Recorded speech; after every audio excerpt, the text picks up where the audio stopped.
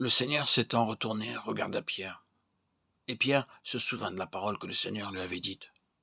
Avant que le coq chante, aujourd'hui, tu me renieras 3 fois. Et étant sorti, il pleura amèrement. Luc 22, 61, 62.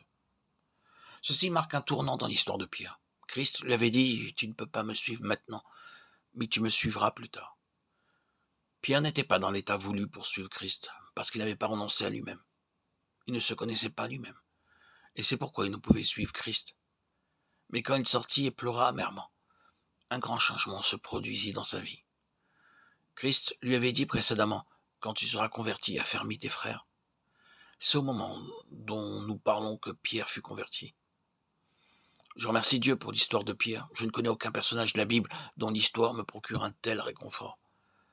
Quand nous considérons son caractère, sujet à tant de défaillances, et quand nous considérons ce que Christ a fait de lui par la puissance du Saint-Esprit, nous disons qu'il y a de l'espoir pour chacun de nous.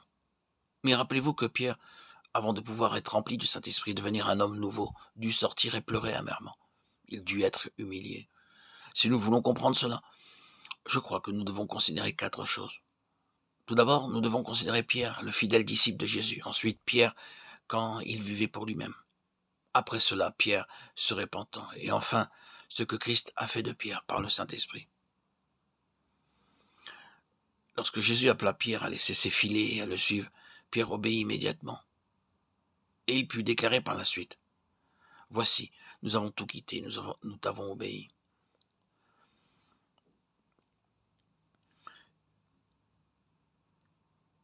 Rappelez-vous, quand Jésus lui dit, « Jetez le filet de côté droit de la barque, et vous trouverez du poisson. » Pierre le pêcheur savait qu'il n'y avait pas de poisson à cet endroit-là, car il avait travaillé toute la nuit, sans rien prendre.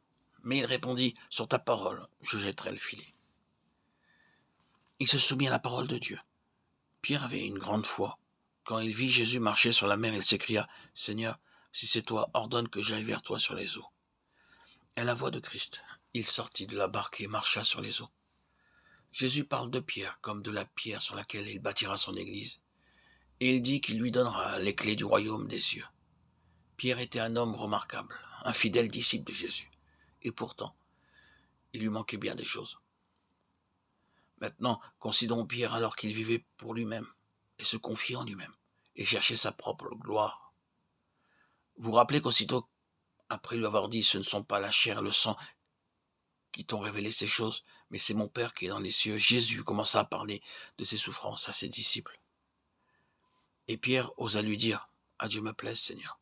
Cela ne t'arrivera pas. » Matthieu 16, 22. Et Jésus fut obligé de lui dire, « Arrière de moi, Satan, tu mets en scandale, car tes pensées ne sont pas les pensées de Dieu, mais celles des hommes. » Pierre, avec sa volonté propre et se fiant à sa propre sagesse, défendait à Christ de souffrir et de mourir. D'où cela venait-il?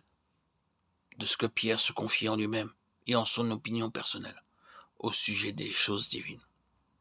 Nous voyons que plus tard, à plusieurs reprises, la question de savoir qui était le plus grand fut discutée par les disciples. Et Pierre était l'un d'entre eux, et il pensait qu'il avait vraiment droit à la première place. Il cherchait en fait sa propre gloire. Pierre vivait pour lui-même.